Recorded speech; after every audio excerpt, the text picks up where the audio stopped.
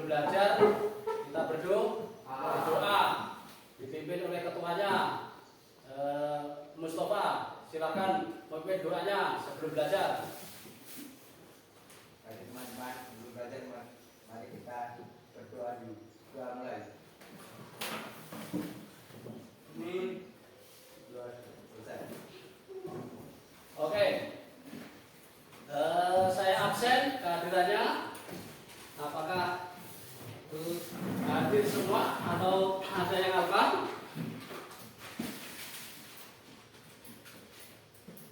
Anggi Anggraini, Aziza, sakit, ya.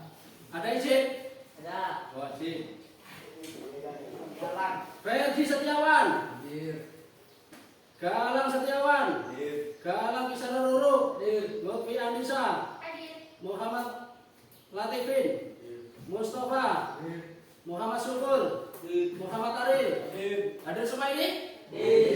Anak-anak, sebelum kita mulai, kita bernyanyi dulu dengan melafadzkan sholawat Jibril seperti biasa, agar kita pada hari ini lebih dapat pahala lebih banyak, lebih bermanfaat ilmunya dan berkah. Kita mulai sholawat dari hitungan sampai ketiga. 1, 2, 3. Sallallahu ala Muhammad. Kita tepuk tangan sama-sama. Sallallahu alaihi wasallam. Sallallahu ala Muhammad. Sallallahu alaihi wasallam. Tepuk tangan semua. Tujuan belajar yaitu yang pertama, siswa mampu bersikap dan berperilaku hati-hati dalam menjalani kehidupan di dunia dengan benar.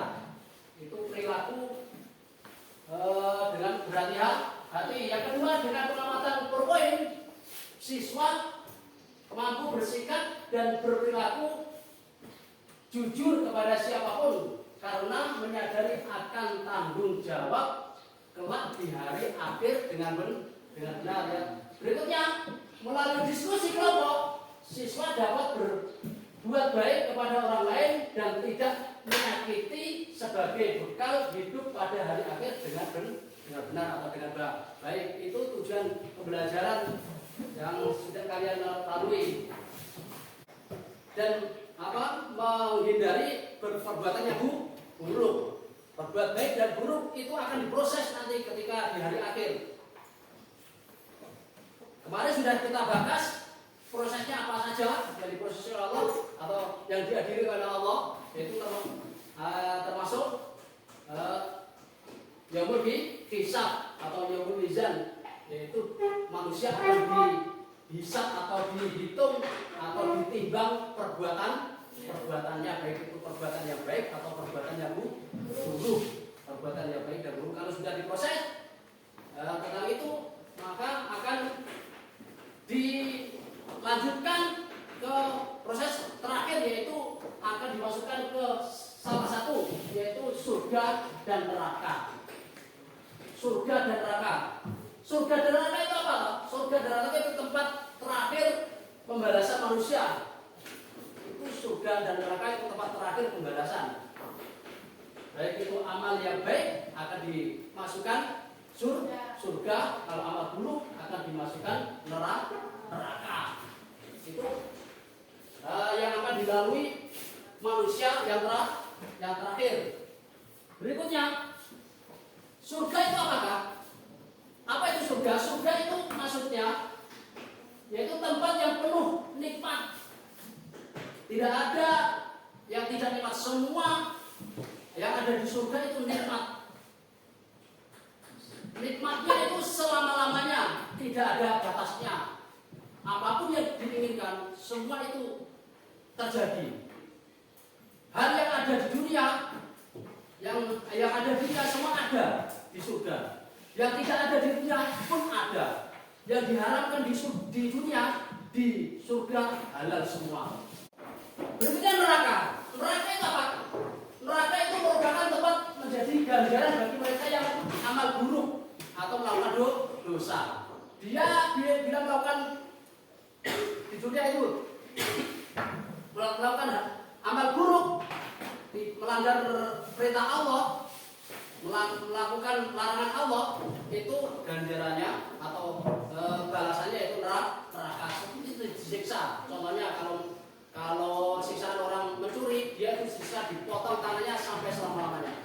Dipotong sakit sampai sakitnya tidak terhingga berapa tahun, berapa ribu tahun nggak tahu.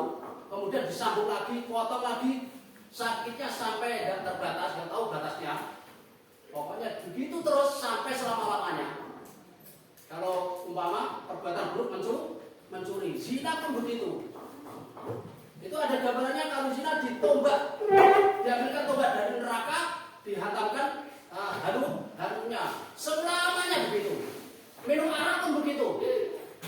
Minum arak maka dia di neraka akan minum nanah yang baunya bukan main tidak sedap. Bukan main tidak sedap, pokoknya bukan main tidak nikmat. Busuknya nanah lebih busuk. Busuknya nanah di dunia lebih busuk nanah di neraka. Itu disuruh minum. Kalau tidak mau, dia dipaksa oleh malaikat yang menjaga neraka.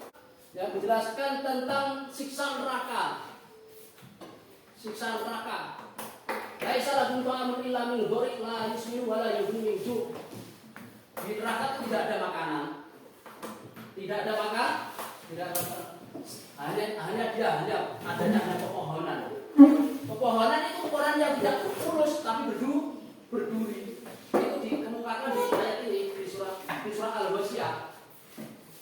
Itu menakutkan sekali, berduri dan panas. Ada permasalahan tentang materi tersebut yang sudah saya terangkan? Ada pertanyaan? Ada? Siapa yang tanya? Oh, silakan Mustafa. Mengapa kita harus senantiasa beramal baik dan menjauhi amal buruk? Mengapa kita harus beramal baik dan menjauhi amal buruk? Ada pertanyaan lagi? Selain Mustafa? Ya, Agi, silakan Agi. Bagaimana cara memberikan dorongan kepada teman kita untuk beramal baik dan menjauhi amal buruk?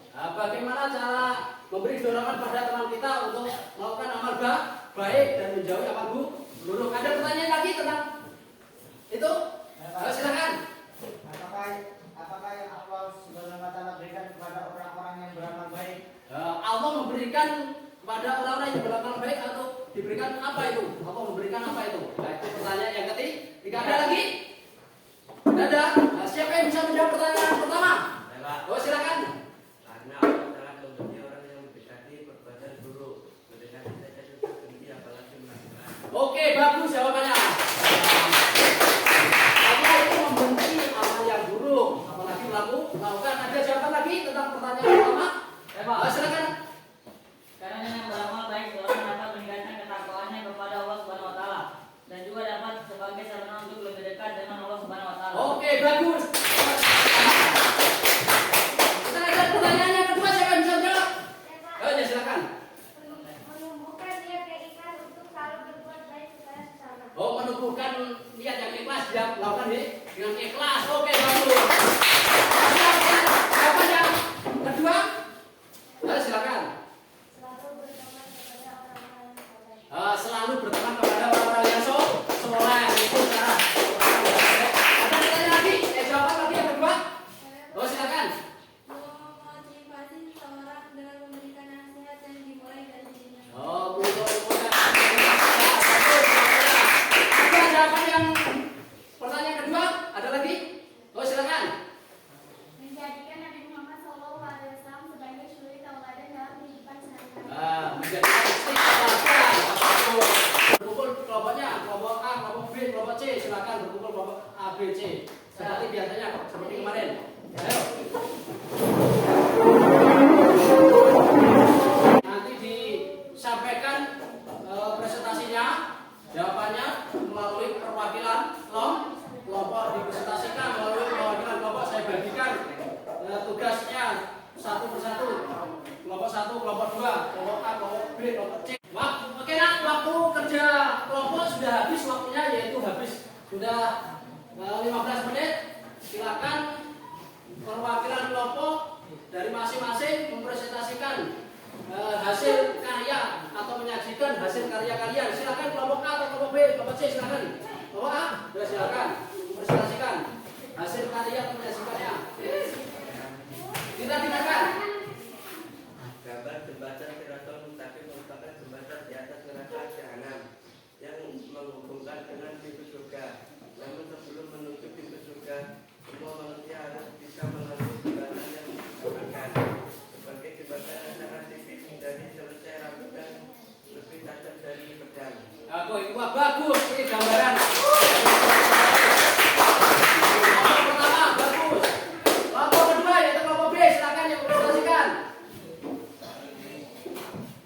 Kita dengarkan kelompok B apakah lebih bagus dari kelompok A. Ya. Jembatan Al-Sirat dipasangkan di tengah-tengah jahanam seperti pedang tipis yang sangat tajam. Ia sebuah jembatan yang licin dan menggelincirkan. Di atasnya penuh besi-besi pengait dari api yang siap menyambar, mengait dan menghempaskan ke neraka. Di antara mereka ada orang yang melintas secepat petir. Oh bagus jawabannya. Terima kasih. Yang kelompok B. Silakan kelompok C. Ada perwakilannya. Silakan. Kita dengarkan kelompok C. Hasil penyajiannya. Gambar tentang jembatan Siratal Mustaqim adalah yang terdapat dalam hadis berikut. Licin lagi menggelincirkan. Di atasnya terdapat besi pengait dan kawat berduri yang ujungnya bengkok. Ia bagaikan pohon berduri jinet, dikenal dengan pohon sakdan, dan dibentangkanlah jembatan di atas permukaan jalan. Wah bagus. Nah, jadi materi tersebut sudah kita lalui. Bapak akan simpulkan.